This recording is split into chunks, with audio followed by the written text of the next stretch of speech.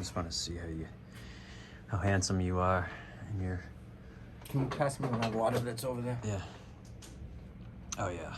You look handsome as a devil.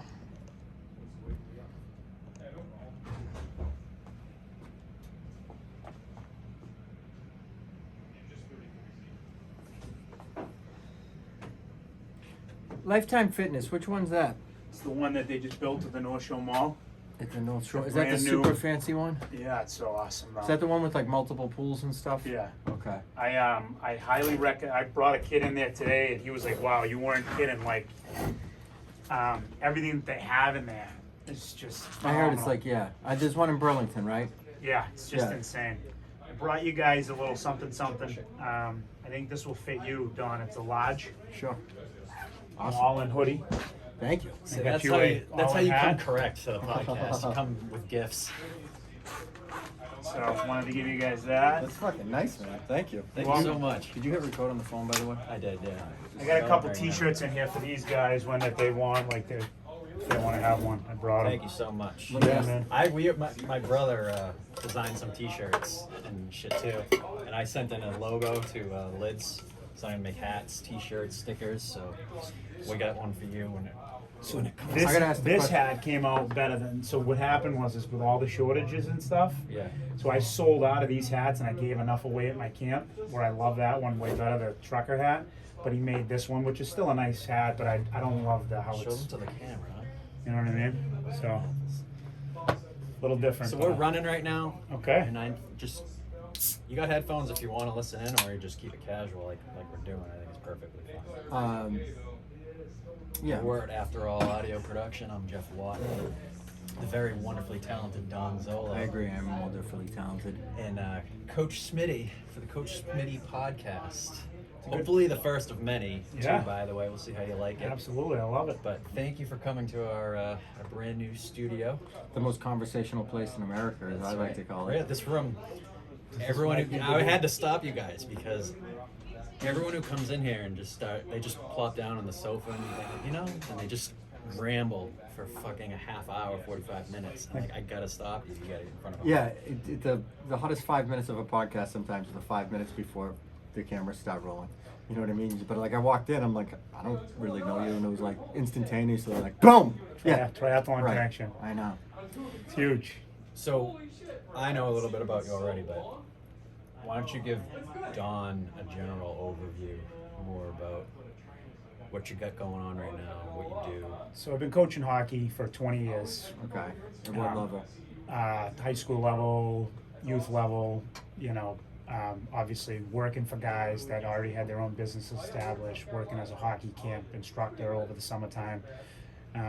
Really love coaching hockey, love interacting with the kids and helping kids. Mm-hmm. I feel like I give a lot to the kids, and from a totality, I look at it as I am someone in their lives. I have no idea what the kid has going on at home, but I am into helping one human at a time. So for years, I had just been working for other guys, always kind of doing my 9-to-5 corporate job. For years, I was a pharmaceutical sales rep. Recently, the last 5 years, been a firefighter. Oh. And that has allowed me to kind of coach hockey more and more, right? So most of us aren't fortunate enough to do what we love on this planet. And I truly believe that you should be doing what you love because you have one chance at this. Right. We all have one chance, and if you're not doing what you love, I mean, it's not a good life, right? And I think that's a common reason why a lot of people are walking around miserable. So I've been helping a lot of kids over and over again, and supportive parents, tons of support over the last 20 years. And finally, one guy, and especially my future wife, Christy, said to me, you should do your own thing. Enough people are behind you. She's like, we have this saying that we do when we start a new business. It's called, we go, fuck it, do it anyway. Because the worst that can happen is you fail. Right. So I decided back in December to start All In Hockey. And I started it as a summer camp that's completely different than everything else that's out there. So in regards to that, most guys are just focused on the money side of things and the on-ice skills. And that kind of ends there. The parents give their money, you hope that the kid gets better on the ice, and then it goes away. So what I decided with All In, hey, You're all in. we're all in. How'd you come up with the name? And I actually trademarked it, and it's actually my name for So this has anything a lot coaching. to do with like off-ice attitude and philosophy and whatnot, or like. So we incorporated Perspective. nutrition, personal training. I partnered with a buddy of mine that owns a gym. Give him a plug here: Marblehead Fitness, PBD Fitness Center, Lynn Fitness Center. We incorporated where the kids would work out 2 days a week there. They would talk to the trainers there about nutrition. Yeah. Before they skate, they skated twice a week. Before every skate, we went up into a conference room and I gave them like a motivational speech. I created an all-in process that we went over. It's a 6-step process, and we went over each step over the 6 weeks. But also, I broke down film. I have tons of film from being a high school hockey coach, NHL film of the film broken down of the pros doing it well and making mistakes. So I feel like kids need to learn that it's okay to make mistakes. A lot of kids play afraid. So we broke down film over that time, so they actually got to see video. And what I mean by no one really does this, most guys don't spend the amount of time that it's necessary to do this because they just don't have the time. It's just like a side business. And for me, I'm all You're rolling. every time. I like the idea, to be honest with you. Like, it's like, You're gonna move the mic in front. I'm all in. I like the idea of it because it goes beyond just, sprint back and forth, 30 shots and get off the ice or whatever it is. I Right, mean, that shit they as you don't can tell, teach you. as you can tell by my lingo, hockey's not my first sport. I do respect the fuck out of it, but it's just like, unfortunately, when I was growing up, we didn't have the money to play. My parents were also like, "Oh, get up at 5 o'clock in the morning, go fuck yourself." But That's what everyone says. Dude, and when I was young, I resented them for it. As I got older, I'm like, oh no, I get it. Like, being a hockey parent is a whole level of like craziness. Commitment. It's bananas.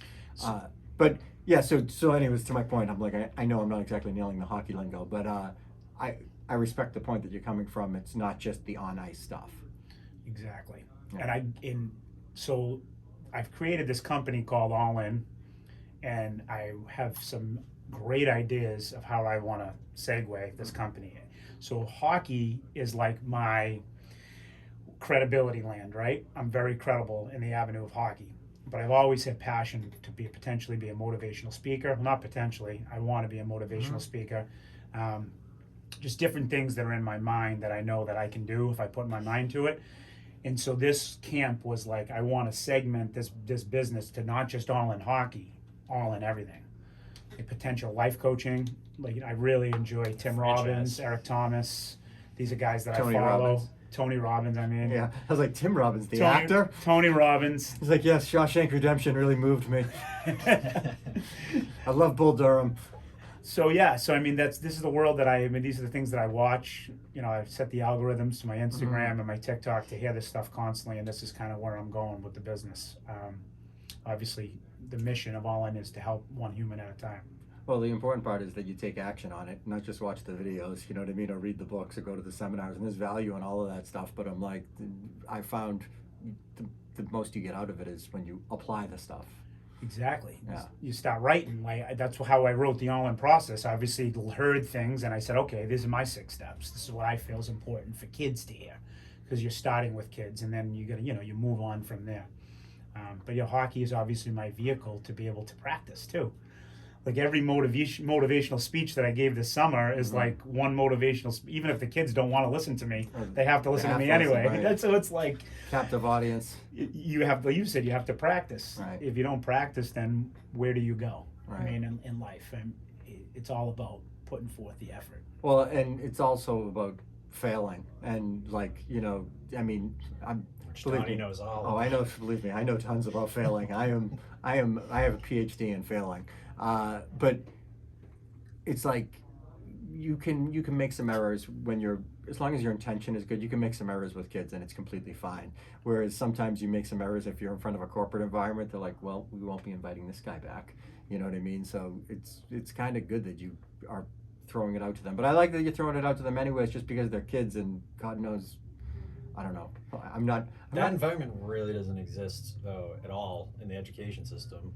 doesn't. It At doesn't. least when I was coming up. No, it doesn't, There was period. nothing like They're that. not teaching kids about They don't mental talk about awareness, nutrition. meditation. I hate Yeah. saying it, but I'm like, we are so, as a country, we are so mentally weak now. It is bananas. Like, it's crazy to Yeah. me. And I think that a lot of it starts physically. Like I know when I've been mentally weak and when I've been in bad places, I'm also physically weak and physically not where I need to be. Sucks And you it's down like the black hole. yeah, I'm like I really think like you want to change your mind, you change your body.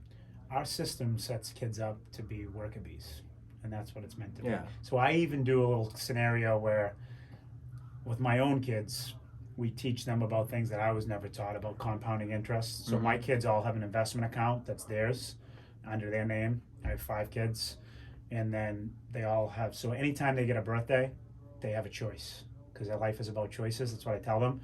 They either invest or spend, but they all understand what compounding interest is, and they all see the formula, and they know how much money they're going to have if they start investing at 13 and by the time they're 40. So I even do this stat with the kids at the All In. I teach them like, hey, how many of you know what compounding interest is? How many kids think raise their hand?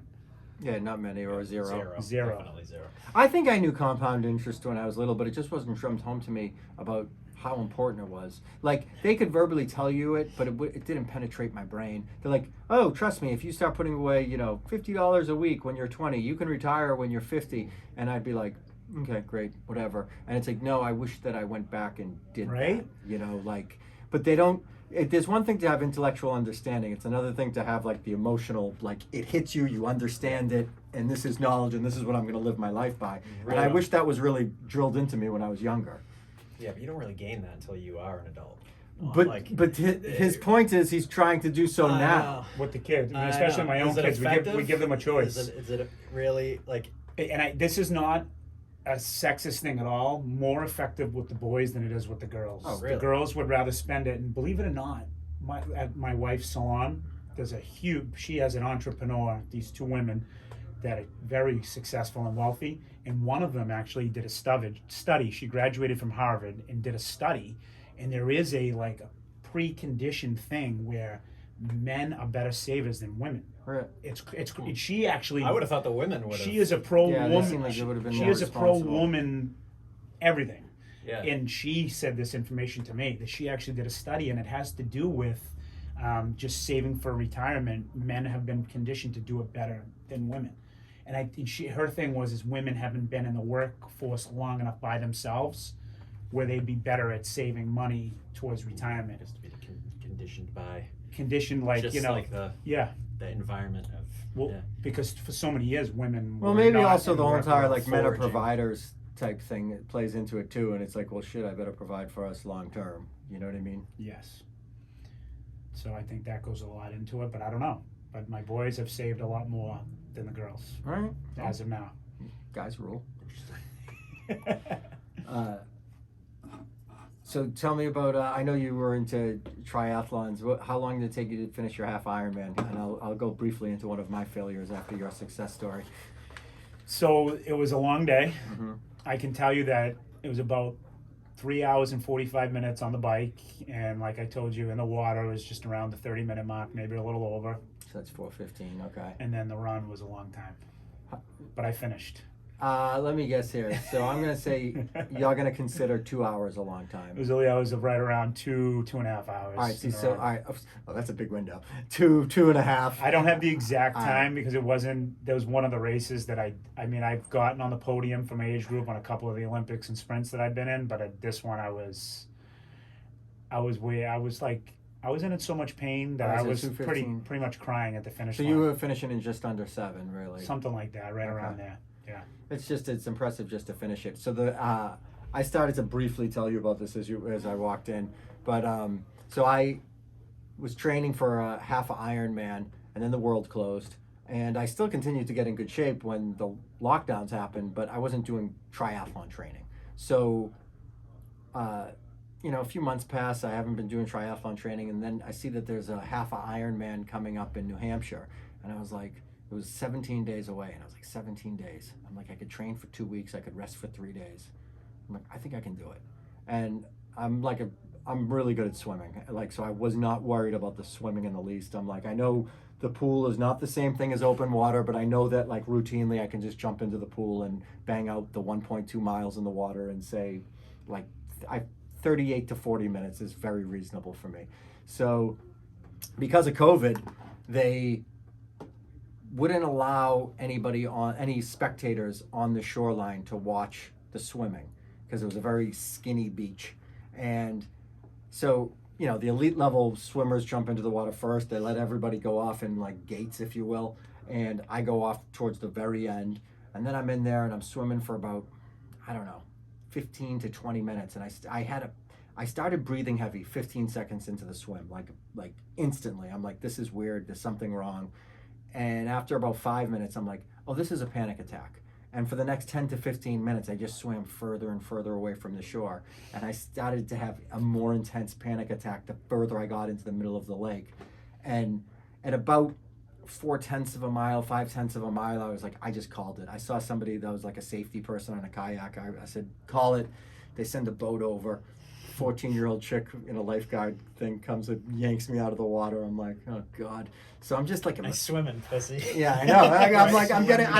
I'm getting pulled out by like a 14-year-old chick. I'm just like, oh God. So, So what do you think it was? It was fear that caused that? I think that it was the lack of open water swimming that I did, and then I was changing my stroke. Like I was like, normally I bang out 5, 6 of these, and then I take one breath. I was taking a breath on every single stroke, and it was just I was out of sorts. Were you breathing on both sides? I was breathing on both sides, and it just I don't know. It just didn't feel right to me. So they boat me back into the shore, and I'm just embarrassed. I'm like, my feelings are hurt. I'm like, I can't fucking believe this. I'm just really disgusted. I want to get home. So I take off from the shore. There's nobody there to see it, but I know. So I'm like, just want to get out of here. And I run through this long hallway of trees out to the bike staging area. I'm like, I just can get on my bike. I'm going to pedal to the hotel, get the fuck out of here. And I come out to the staging area, and there's like 400 fans that are there, and they all think I'm in the lead. So they go bananas. And I'm like, oh my God, they think I'm winning. So I just played up with it. And I was like, they're like, you're doing amazing. They're like, you're 2 minutes ahead of the record. I'm like, I know. Like, I'm just like, so, and then I'm like, I just act like I'm mega focused, and I threw on my clothes, my biking gear, and I just biked off to the hotel to like hundreds of people cheering for me. You're winning. All they know is I biked out of the staging area, and then once you get back onto the roads again, no one's watching. What did you do with all your other triathlon stuff? Your sneakers and it was all I showed up to. Well, that was the other thing too. I looked like such an idiot. It was crazy. I showed up. Great question. I'm the only guy at the shoreline that didn't have a wetsuit on. Yeah. I was like, I thought wetsuits were completely just for temperature, and in my brain, I was like, it's like 80 degrees in this water. He got completely in. Did you have like a spandex suit? So I had like legit biking shorts, and I think I had when I got back to the bike, I had a t-shirt. I'm still not convinced about the t-shirt, the bike shirt helping all that much, but it helps a ton. I refuse to believe it, but you went to school. It's actually like proven scientifically. Oh no, I'm sure it is, but I'm not buying into it. I don't care if it is true. I'm still, yeah. Next so thing how are you going to do this one? Are you going to show up a little more prepared? Well, I'll tell you this. I'm going to bring a water bottle. That was something I forgot last time.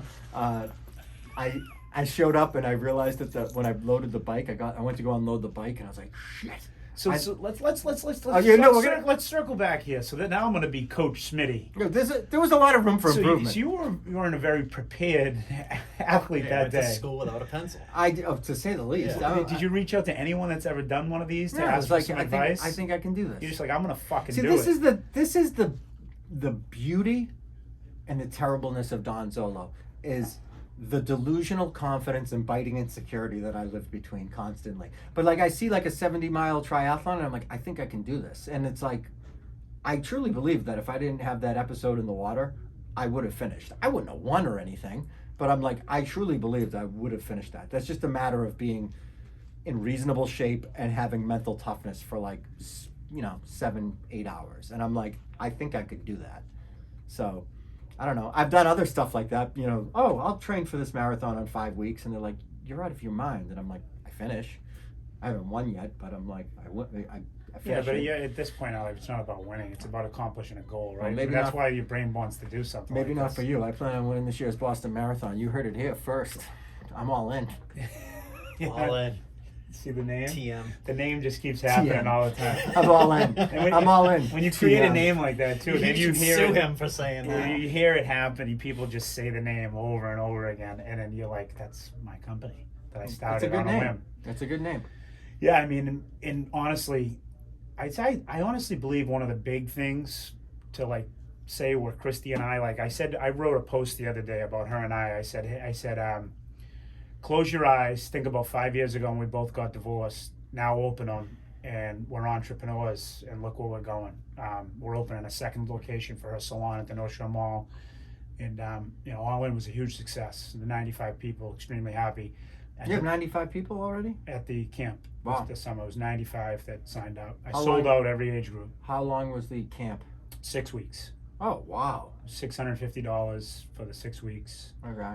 So it's just, it's a huge success. And then I coach all season long, so I'm constantly meeting hockey players. $650 for the whole 6 weeks? Yeah. It was, That's insanely cheap. I know. That's That's what everyone told me. Yeah.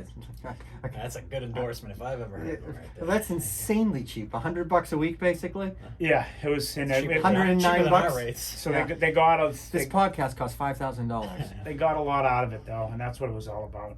You know what it was all about? Getting the word out to what we were doing with the kids, and that word got out, and then fold. I mean, hundredfold. I got emails and text messages from players, like kids that are 13 to 16 years old, writing me like heartfelt messages about the all-in process that I taught them and what it did for their lives. Awesome. So when you're doing that for the business, and what I was going to say, where Christy and I got to this place was kind of during COVID. I would say more than anything is when we canceled the cable, and I started reading, and Wim Hof started. Mm-hmm. We started manifesting a little more, started believing that what we imagine can happen, and I imagined this podcast. And the crazy thing is, your brother came into work and said, You're here. out of nowhere, his brother comes into the firehouse and says, "Hey," and I've been honestly manifesting doing something like this and meeting a guy like him probably for like the last 3 weeks since All In ended. And so all of a sudden this falls into my life out of a guy at work that I would never expected to bring it to me. Go. It's the most frustrating thing because for most of my life, not full-blown pessimistic, but I like to say I'm a realist, or I liked to say I was a realist. Pessimist. Yeah. And I would go pessimist. maybe okay. Anyone that says I'm a realist is a pessimist. But it wasn't until recently, and I think it was something. It's from this guy, honestly, from showing me the motivational videos, and there was one analogy he told me about. I don't know if it was a quote, hitting a golf ball and just adjusting slightly. 2 millimeters. That's a 2 Tony mil- Robbins thing. Is it a Tony Robbins? Okay. Yeah. But I was in such a low that I was like, you know what? I am just gonna, for 1 second, force myself to think positively. Like, I'm just gonna push the negative shit away for a minute.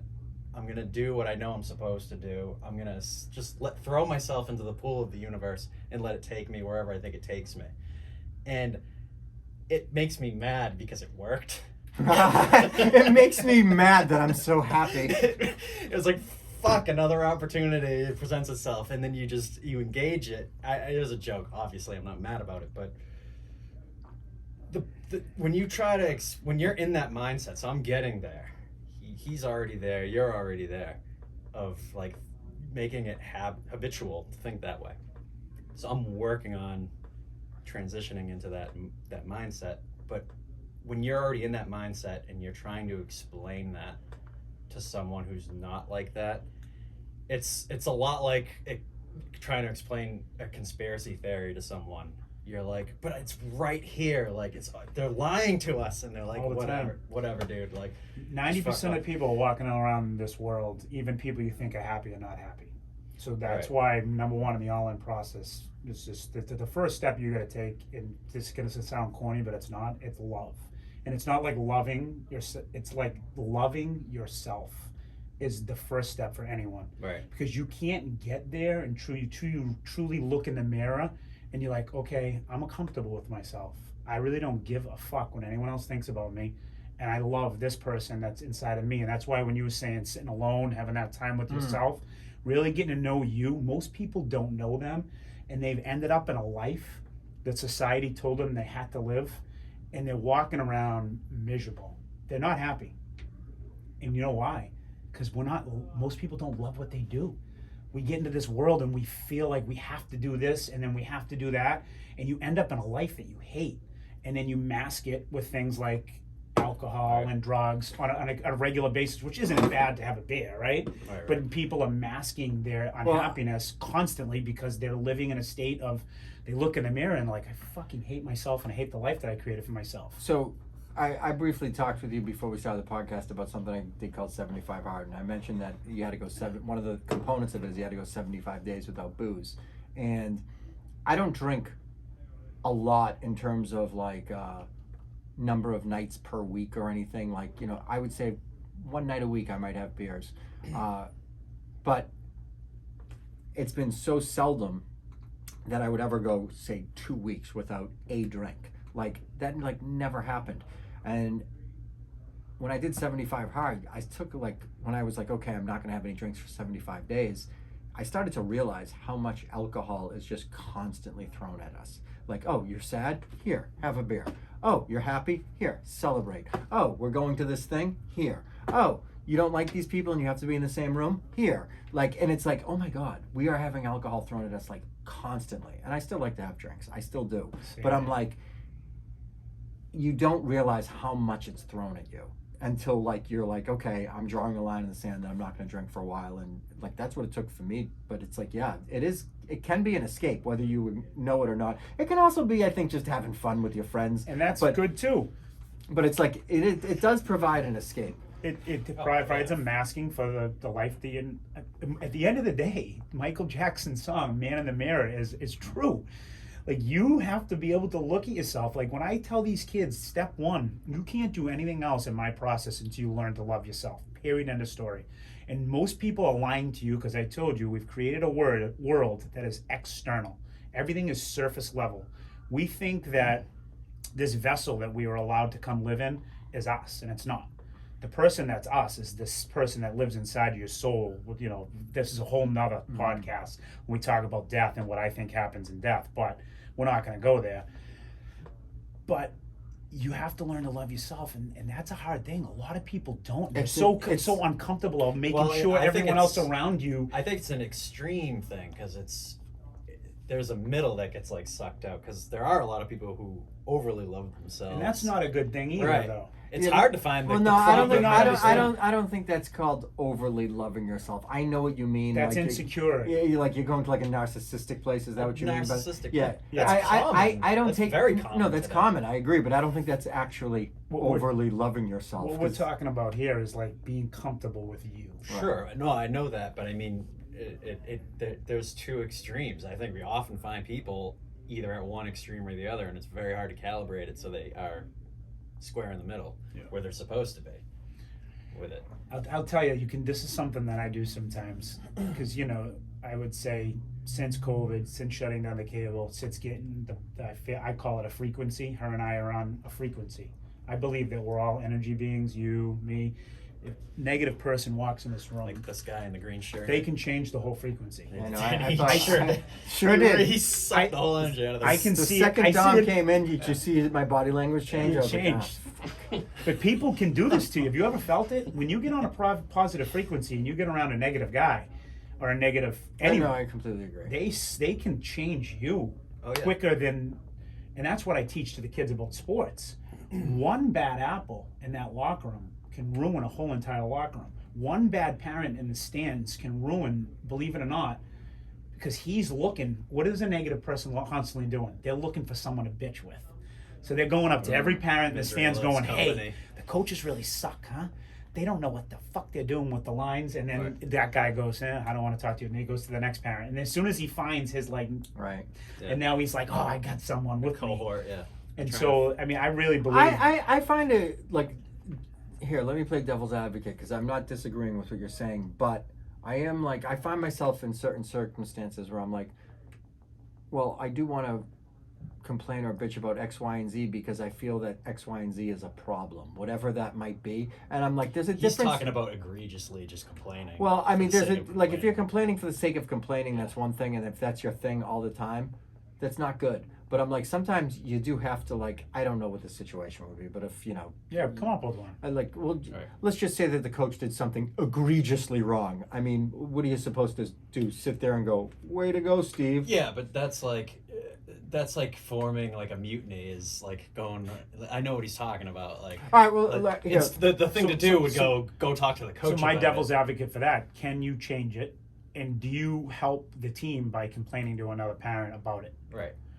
You're just And in undermining reality, you it. don't. You're just creating more of like, so to do Yeah. players make mistakes Let's on say the ice all the time, right? let's say that you're not coaching. Okay, let's say you're in the stands, and Yeah. the coach, it's a tie game, and the coach pulls the goalie because he thinks an extra attacker is going to get him a goal, and they shoot it down the other end of the ice, and they score on the empty net. You're telling me you're not going to sit there and turn to the parent sitting next to you and go, "Are you kidding me? How could he do like?" What would you do in that situation then? So do I find that like that's just like calling the game as you see it as like an announcer from Yeah. the stands? What I was talking about is where you're like creating negativity Yeah. because Oh. your kid's He's not talking your about- kid's not getting what you think he should be getting. Oh, all right. Well, you're He's talking like about a negative person who's just looking to fucking stir up shit. stir the pot. Yeah. Because They're they're just not like this happy with fucking their coach. son's situation. They Yeah. think the coaches are fucking over their kid. It might not even be that. You can literally just feel at unrest internally, and that's just what you do. You just go around. I know Your plenty kid of could be people perfectly like that. fine, and you just literally go around and you just Complain about everything. find a problem, like seeking issues, right? That's what I was talking about. I heard That's a what he's great one the talking other day. He's got a problem for every solution. Love that line. Some people just live on that frequency, That's though, me. right? That's me right there in a nutshell. Was you? But I love how you Was changed you? your life around in regards to the way you're thinking. Well, yeah, it's because see, there's like stages to it too, because you have to like become aware of what the fuck you're doing, your behavioral patterns, and a lot of people, and that comes from facing consequences for things, making stupid decisions, making mistakes, rejections, shit like that throughout your life. And you're forced into a position where you have to self-analyze, and you have to go, what did I do wrong here? Like, and then you go a little too low, you start tearing yourself apart. But you have little moments where you're objective and you're like, all right, this I screwed up, this I could have said better. And what it amalgamates to is just a whole attitude change in general. It's like my whole attitude was a problem going into the situation. It's not even necessarily the little individual things I did. I just went into it wrong.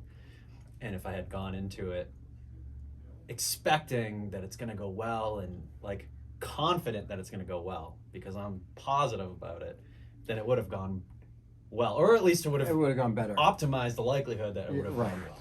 Which is what Because you want. you can't guarantee. You can't things. just like walk through life and be like everything's going to be beautiful Right. no matter what, because that doesn't work either. But the problem. But it's like, No. yeah, to go into something with the attitude of it's going to work, far likely makes it more likely that you'll be that was the successful. catalyst of my.